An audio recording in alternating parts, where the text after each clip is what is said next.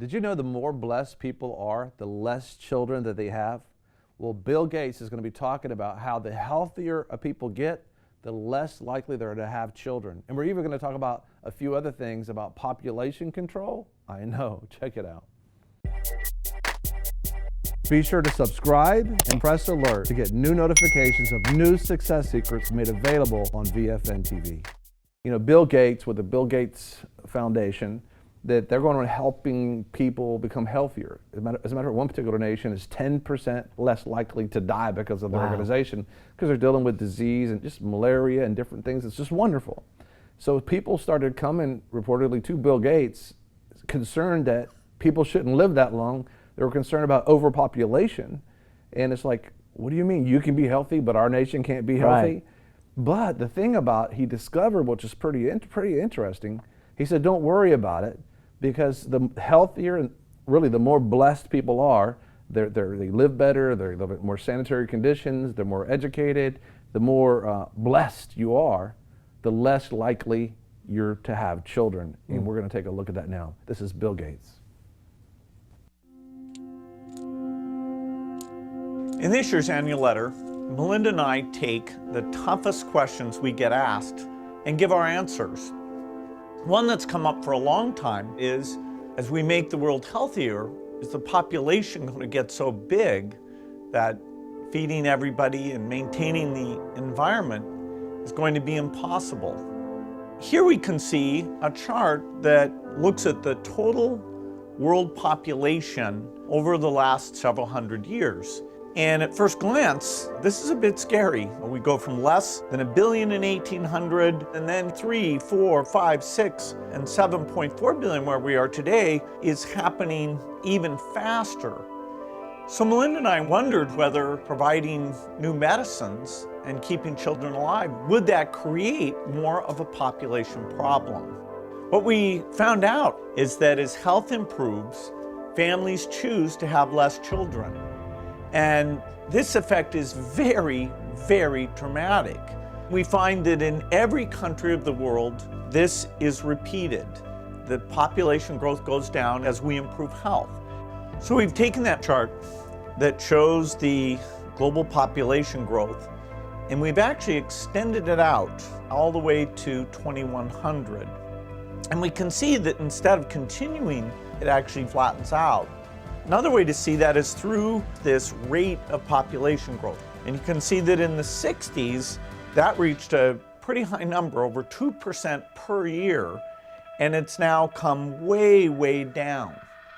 Now, 11 billion people, still a lot, but the good news is that the faster we improve health, the faster family size goes down, and so we can feel great about saving those lives. Isn't it amazing when people get healthier and get more blessed and we have all this stuff and all this technology, we choose not to reproduce, not to have children, not to marry. And you think about this, I'm looking at this graph right here that you can see. This is like the 1960s during the baby boom situation where people are coming back from the war and having all their children. It immediately dropped off, and that can line up right there with Roe versus Wade, when all of a sudden, when they passed the abortion law in America that said, you know, once America starts doing something, it spreads around the entire world. Yeah. And they started legalizing the killing of children. And so you're looking at, with success, with a blessing, with technology, that they're saying is, don't worry about it, because they'll be so much of a lover of themselves that they won't even think about their children anymore. I mean, that's what in the last days, men will be lovers of themselves, lovers of pleasure, lovers of stimulated technology that doesn't have anything to do with another human being. And they won't, and as a matter of fact, we're going to talk about just a minute about Japan and what's taking place. Can you believe that? If you called us before the commercial about, you know, what's taking place, is just amazing that, you know, the more blessed that we are, the less children that we have. And it makes me think of what's happening in Japan. Japan, you got to have 2.1 children per family. Per family. To be able to survive. In other words, your nation to be around. So you can keep having the population growth. You won't even have a nation anymore. No. It takes 2.1 to maintain America as America per children. Well, Japan, it takes 2.1 for Japan to maintain their culture and their people, and they not only not have 2.1 births, they actually are under by 300,000. As a matter of fact, John, can you put up this graph that we just saw about, the more blessed, this is the graph that we're just talking about, and you're looking at what took place in the 1960s right there. Everything started dropping. We were at 2.1, something like that percent, 2.3, and now we've dropped down dramatically, which we're not at a birth rate as America to be able to maintain our. In fact, the only that's keeping America at the 2.1 level are those that are immigrating, and they say predominantly that's from people coming from Mexico. Right. Had it not been for them, America wouldn't be populating at the rate it should be. And it's so important. Legal immigration is wonderful. Yeah. You know what I'm saying? That line up, coming in, there's plenty of opportunities. The American dream is here, and many people have come over, and families that come over through, everybody came over at some point. And that actually is part of it too. But also, we're supposed to have children. Have babies, have children. Have children, This is what's happening in Japan. They're saying the population is shrinking for the first time since the government started keeping track more than a century ago. There were fewer than 1 million births last year as the country's population fell below 300,000 people. So they fell below. The numbers are going down. Big time. And there's 2030, I think they're saying they won't even survive it. Because they have the older population, a small, younger population.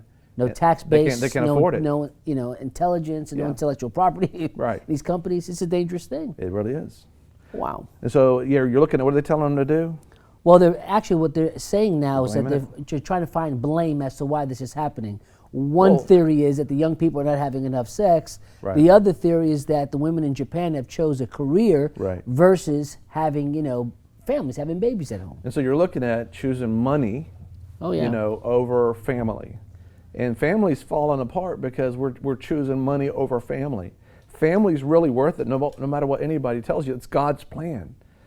Finding that right person that's going to, be in your life, and that they love God too, and that they're going to honor God in the context of that it could be a beautiful thing. Remember, we had a conversation with someone we knew who said, I'm not ready to have children. I'm just too selfish. Yeah. And little while longer, they had some children, and now this person that told us this, and they're so just, they love their children so much, and they're enjoying family. But at that period in time, they were not going to have any children. Yeah, we want to hear from you on that.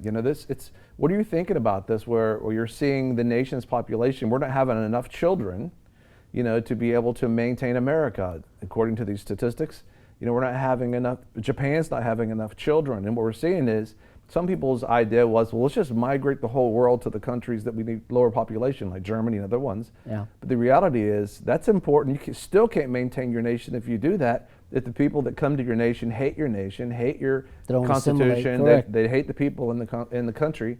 And so it's like immigration is totally wonderful, but the truth is we got to rediscover family. Yeah. We think about, I think it's the Hispanic people are the healthiest, less suicidal, family-oriented, all the things that they do, and I think a revival is coming, being brought to America through the Hispanic Christians that are here, some of the words that we heard. But we want to hear from you. Comment below, write to us, email us. If you have area to comment, just email us. What are your thoughts on that? What are your ideas on that? And how can you encourage young couples that are struggling? That's important. Some of the things that you can do, you can say, listen, I'm going to be here for you. I know that you guys are going through some tough times. I will keep your child for you. If you have the child, I will take care of your child. You think, what's that? That's just babysitting. That's not babysitting. It's enabling that couple to have children, knowing that they still can provide for the family, and they have community coming around that child. Something that simple, John. Oh, yeah. Of just helping, take my child. Please help just for a us while. out. I love them, but can you just hold them? Mothers need help. Oh, yeah. Well, listen, the trend, even in the United States, we're talking about childless by choice. Right. In 1970, 1 out of 10 women were childless. Now that number's 1 in 5. And of course, that was several years ago. Yes. It's escalated as there's this, what's it called, Murphy's Law or whatever, no, it's the law of, that just doubles and doubles and doubles and doubles and doubles. Exponential growth? Yeah, it's exponential. They have a name for it, but technology is moving like that. Yeah. But also, it's exponential death to the family. It's growing so rapidly. It doesn't take 10 years for something to happen. Yeah. It can happen overnight. And these people right here that John's talking about, that they're actually, they're just saying, I don't want to spend my money, right? Talk to us about this vow. Well, it's Childless by choice. These basically, CBS did this interview where they started interviewing and talking to folks and finding out, what's this trend? What's it all about? Why are you choosing not to have children? And it was really, they were honest in what they had to say. In fact, why don't you see for yourself? There are lots of reasons that people don't have kids. There are cultural reasons, there are practical reasons. Jonathan Last is a writer for the Weekly Standard and author of What to Expect When No One's Expecting. He says money is often a roadblock to parenthood. It's become phenomenally expensive to have a child right now in America. When you add up all the costs, it's about $1.1 million to have a child for a normal middle-class American. That's a lot of money to spend on, something that in 15 years is going to tell you that it hates you. Whatever the reason, motherhood is in decline. You want to show Mom? In the 1970s, around 1 in 10 women were childless. That number now is closer to 1 in 5. Kids were never part of the plan when Laura and Vinny Ciaccio got married. Tracy Ellen Kamens and Jared Skolnick felt the same way. Both couples are now members of a social club for the childless by choice called No Kidding. There are people out there who say, oh, people who don't have kids hate kids. Do you guys hate kids? I don't hate kids. Well, my favorite quote is Jerry, the founder of No Kidding, says, I like women's breasts. I don't want my own. I've been an SAT teacher and loved my students, but I just don't feel the same way about toddlers and babies that everyone else seems to. But it doesn't mean you hate them. No, I don't hate them. I'm indifferent toward them. Why pose the question, why have kids? I think it's an important question that we ask parents. Jessica Valenti, who wrote a book called Why Have Kids, says there's a persistent notion that every woman, deep down, wants to be a mom. I do think we run into a problem, especially when you're talking about women, when the expectation is, of course you want to have children, and not only of course you want to have children, of course it's going to be the most important thing that you ever do in your life. So you're really setting women up to fail in this way when you say they're going to bring you all the joy in the world, and when that doesn't happen, it can be really, really disappointing and devastating. The childless by choice, Valenti says, are still labeled as selfish, when the opposite is often true. The idea that the only way to be selfless is to have children, I think, is a really dangerous notion and a really dangerous ideal. There's plenty of ways to be a good, compassionate, productive citizen without bringing children into the world. So let me just ask you all straight out, are you selfish? I think it's more selfish to have a child if you're not sure that you can be the parent that you'd like to be.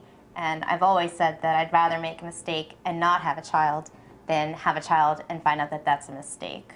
I think we all make selfish decisions. Every time you go out and, buy yourself a latte instead of donating money to the poor, you're making a selfish decision. Life is about balancing the things you do for yourself with the things you do for the world. And there's a lot of ways to contribute to the world other than having kids. Most people seem to agree.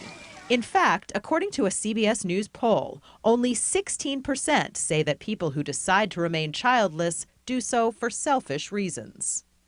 But while not having kids may be more socially acceptable, some fear that a baby drought would be bad news.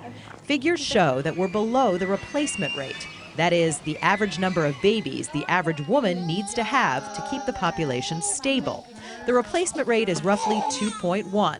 The United States is now around 1.9.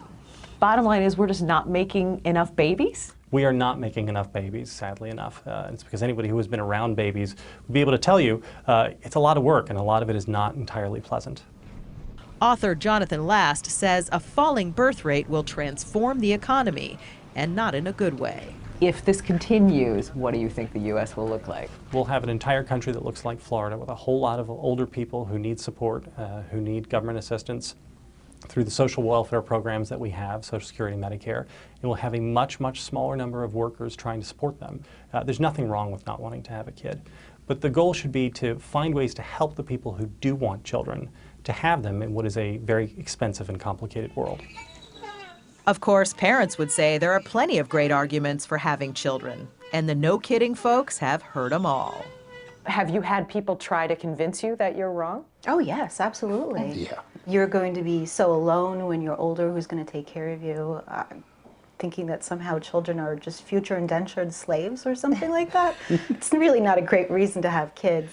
And also just that since I don't know what I'm missing, I can't possibly know that I'm making the right choice. What do you say to people who say that to you? You'll never know this joy. Nobody who's known me really well has ever said that to me. So I think they have a difficulty understanding that different people want different things in life, and that what makes them happy is not necessarily going to make me happy. So who's really happier, family folk or child-free?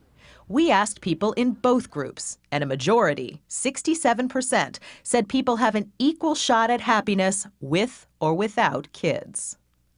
For the record, Jessica Valenti, who wrote Why Have Kids?, has a 2-year-old daughter. I knew that it was always something that I wanted. It's an enormous amount of work. A lot of the work, is not a lot of fun. This is, there's no reason to sentimentalize it. Jonathan Last should know. He's a parent too. Not a lot of fun. Who said that life was about, everything's got to have fun? That's right. The truth is, if you get your perspective, whatever you focus on, whatever you appreciate, you enjoy. That's right. And if you look at children the way they're looking at children, you're looking, and this is something that was being said some time back, and we're already at the point where Japan will not be here, they say in 2030, if they don't, and they're not. And you're looking at America's drop below their rate as well. We want to hear from you. What are your thoughts towards that? That are we willing to deny ourselves long enough, this is the question, long enough to say, you know what, I want to actually have children that are going to enjoy the blessings that God has created? Am I willing to lay my life down for my children to be able to raise them up and trust God that they're going to have a great life? And just to you don't have to, they're not indentured servants. You just want to watch them succeed, and you're proud of them as a father and as a mother. So I want to hear your thoughts on that. What are your thoughts about having children and raising children? This man that you just saw, he said it costs over $1 million to raise a child. I don't know where he's coming from, what planet he's coming from. It costs $1.25. No, I'm messing with you. Leave a comment below, write to us if you want to hear from us. Be sure to subscribe and press alert to get new notifications of new success secrets made available on VFN TV. A lot of people want to abide with the Lord, but they just don't have a plan to do it. You can request that plan today at iabide.org.